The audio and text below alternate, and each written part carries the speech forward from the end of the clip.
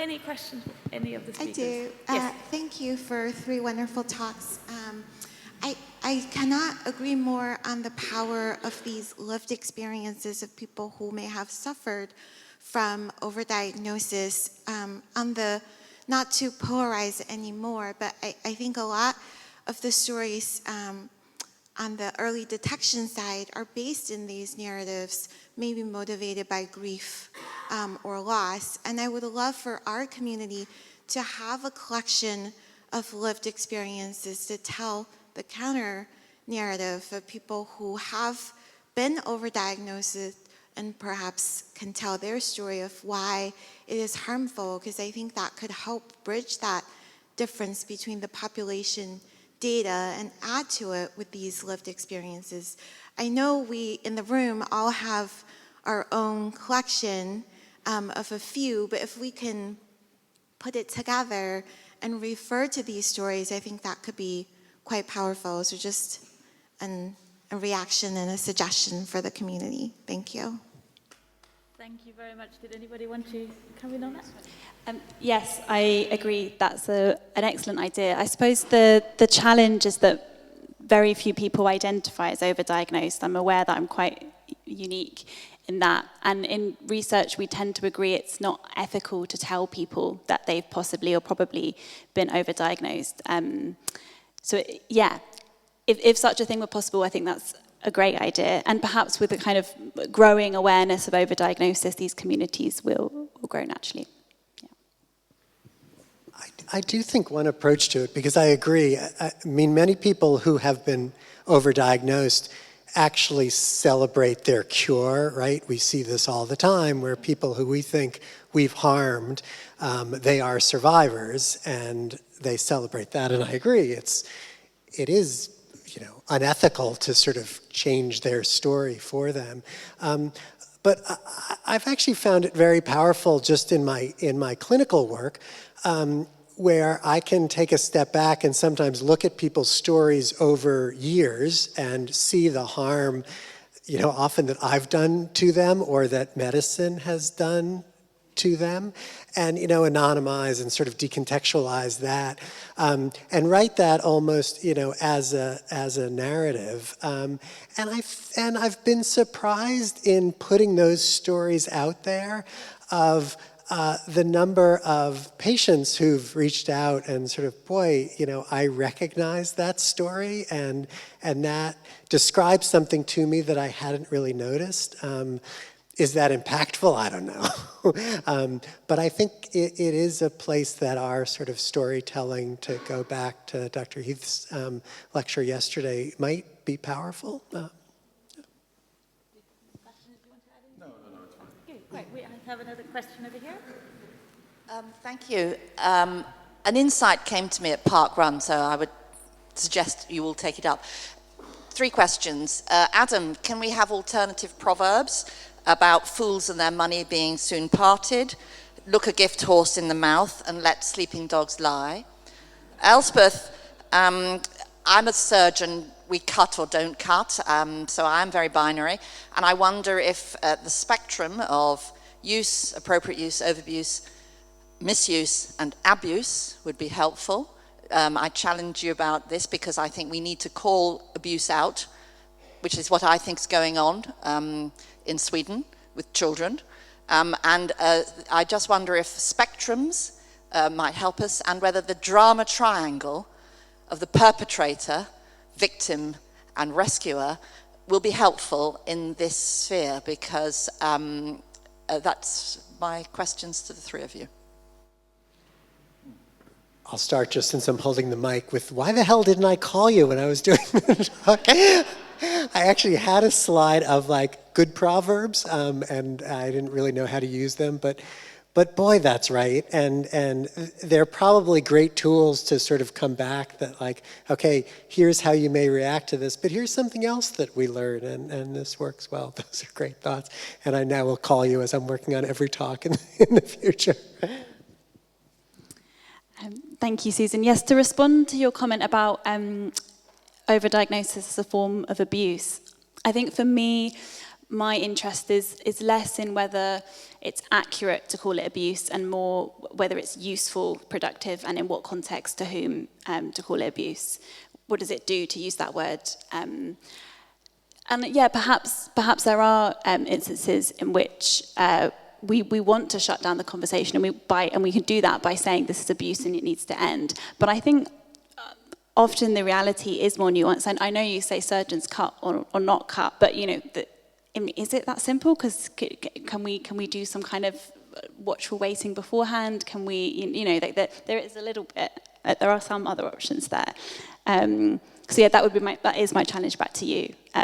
What is the word abuse doing, and to whom? And I guess, as always, thinking about these people who have already been diagnosed, and what does it mean to tell people like me you've been systemically abused by medical institutions? What does that do? I don't know. We can continue the conversation. Good surgeons operate, better surgeons know when to operate, and the best surgeons know when not to operate. Best doctors know when not to use labels. Yeah. Yes, but I think when it comes to the Swedish perspective, what we have seen, I've done more research than what I've showed here.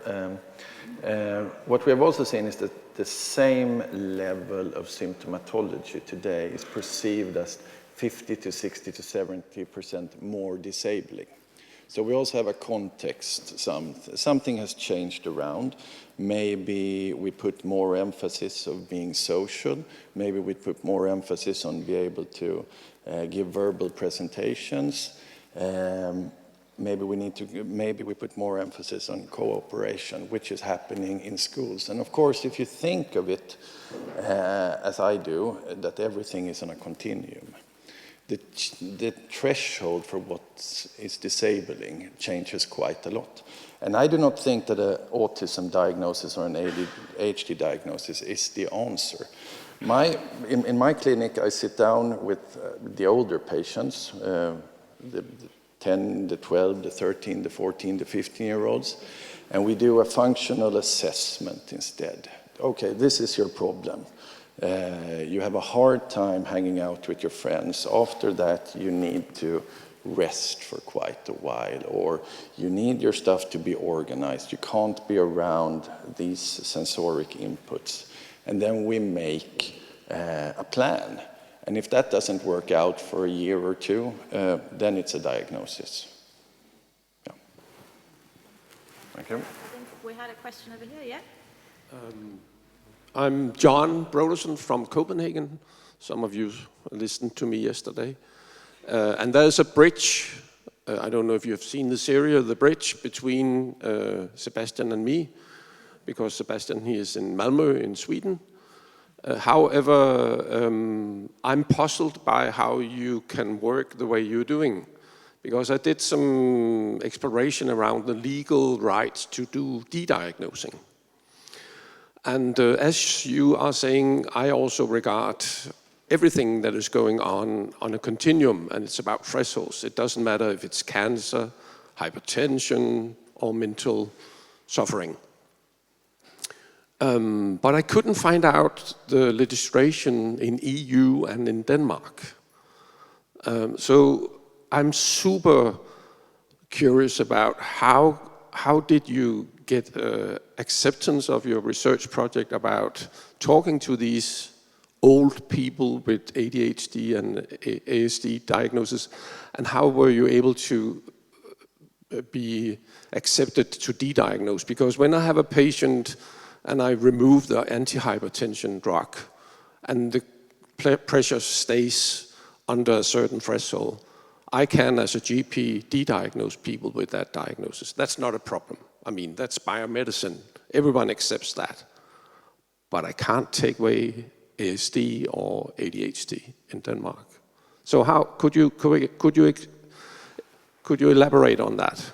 Yes, this was quite a task, one might say. First of all, to actually do this research project, we were walking in an uphill, so to say. Everybody says we don't have the resources, we don't have the money, we don't have the time. And I said, well, then I can finance it by myself by applying for research fund, and we got the research funding.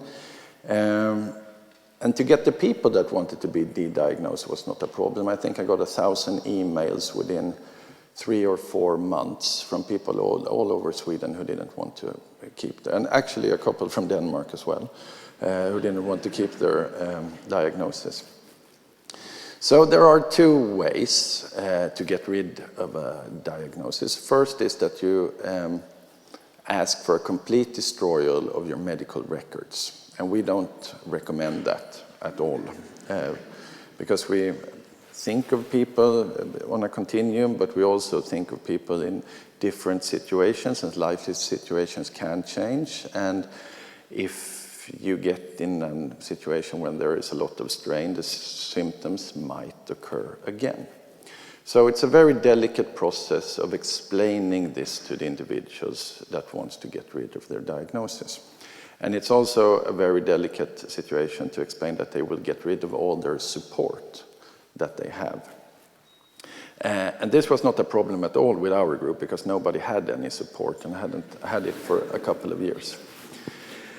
Then we're working continuous dialogue with the military service, the police, and other authorities that are interested in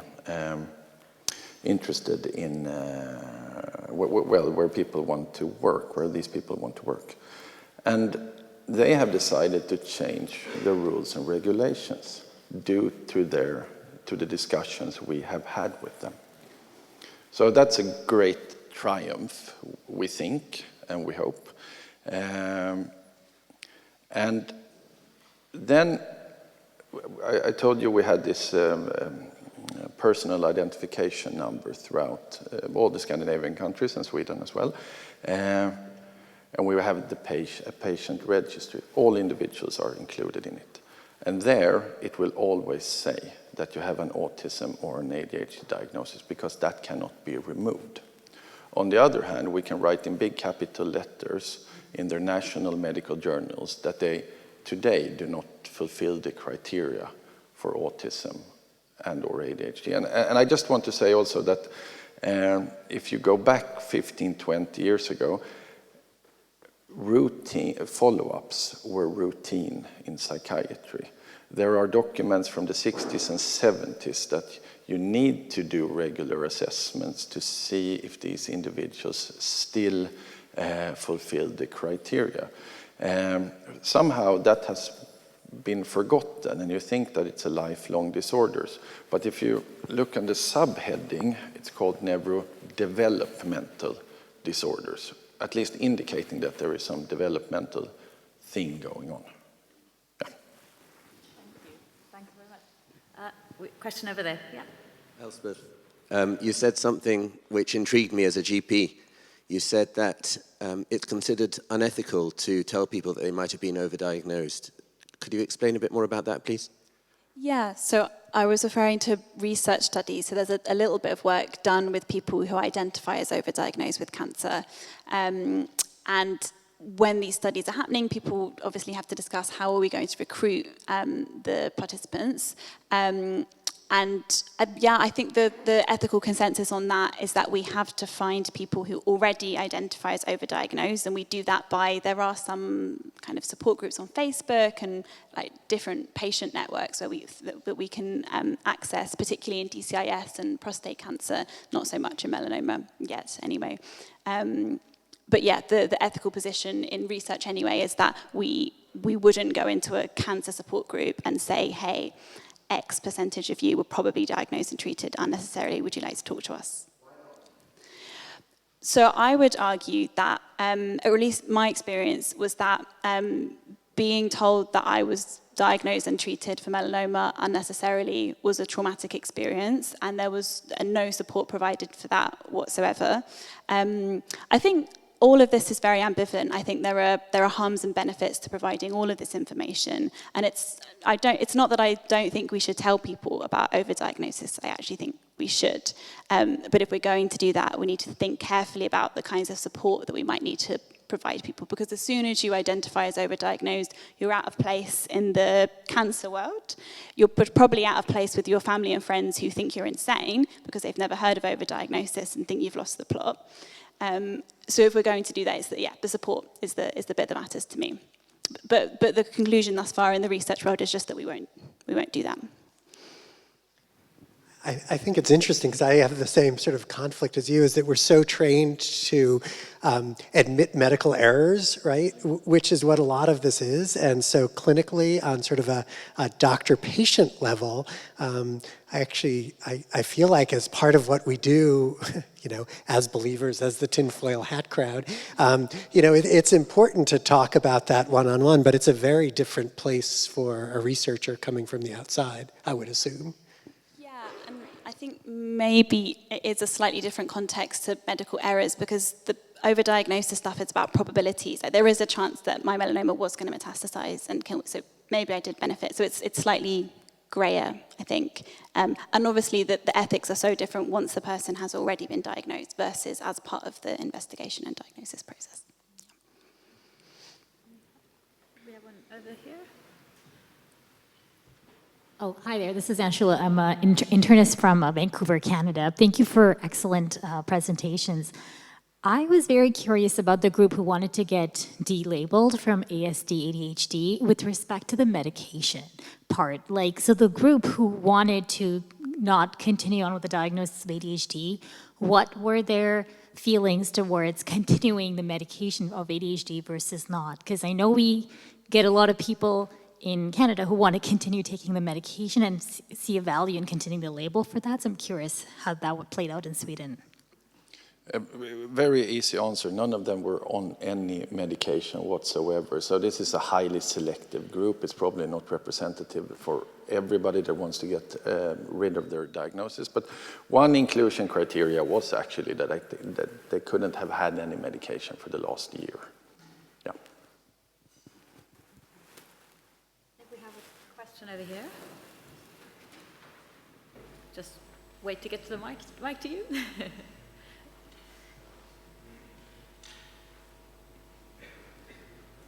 Hello, thank you so much for 3 wonderful talks. My question is mainly to Elsbeth. So I'm like a public health epidemiologist, and my 2 research focuses are low-value care and cancer screening, and then also social epidemiology.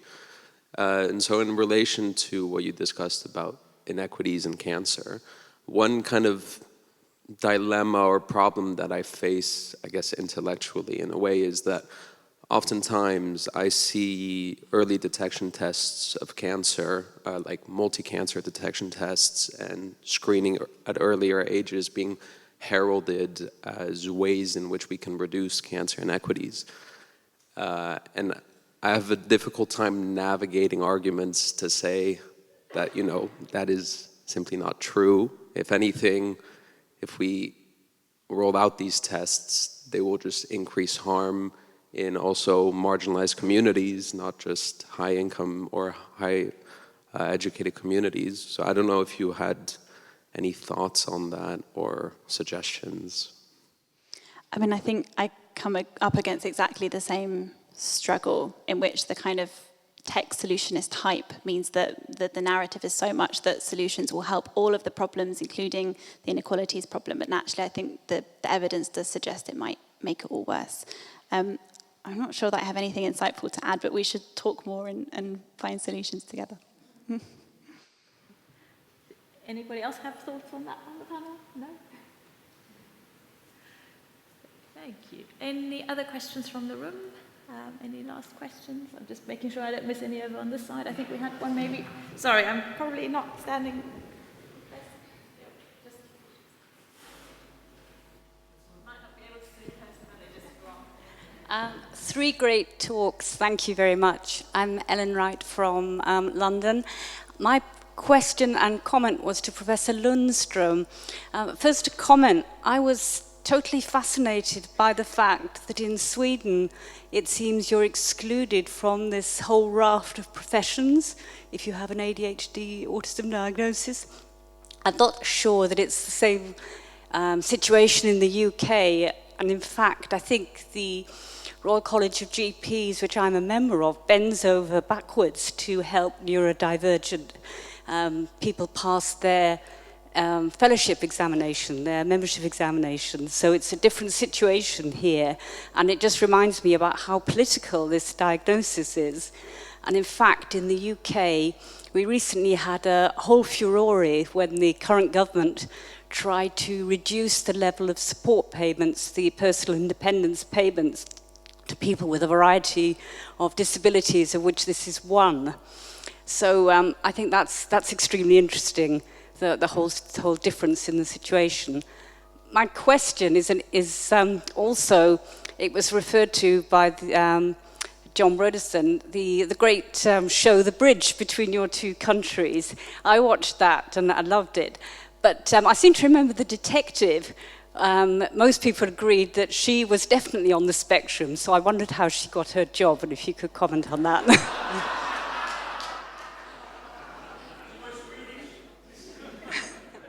I thought she was Swedish. Well, one of the major criteria that we had was that in order to get rid of your diagnosis, if you may, is that you had a good function. So you were able to work, you were able to maintain some kind of relationship, you were able to study, etc., etc. And therefore, Saga, as her name is, the police officer, would most definitely get rid of her diagnosis if she had one. I thought it was a quite lousy depiction of a person with Asperger's syndrome, and so yeah.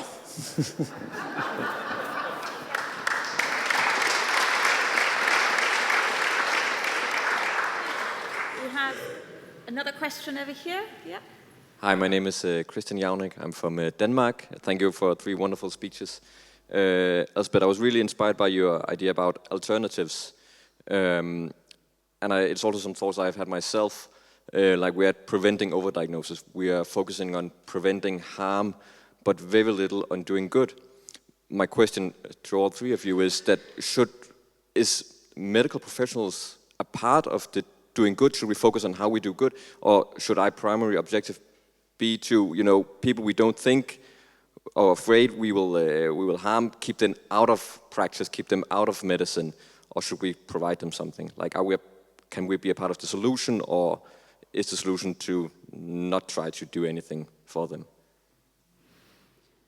Maybe I'm idealistic, but yes, I think medical professionals should focus on doing good.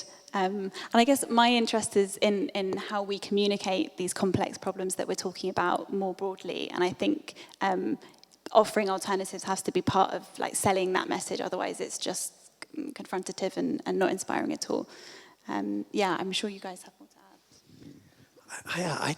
It's so difficult with the way medicine has evolved, right? Whether it's, being a GP, primary care doctor, general internist, all of us, we've so gone from treating sick people, to sort of caring for healthy people and preventing disease, and so much of that sets us up for doing harm in this way.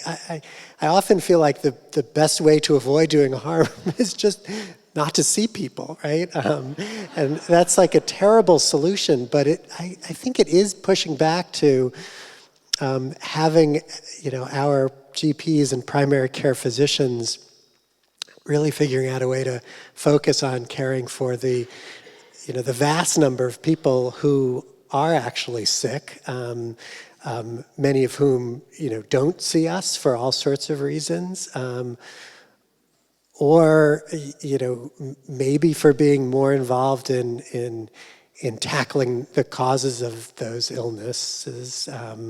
Though, as Elspeth say, that's mostly just making everybody wealthier, which is a hard thing to achieve.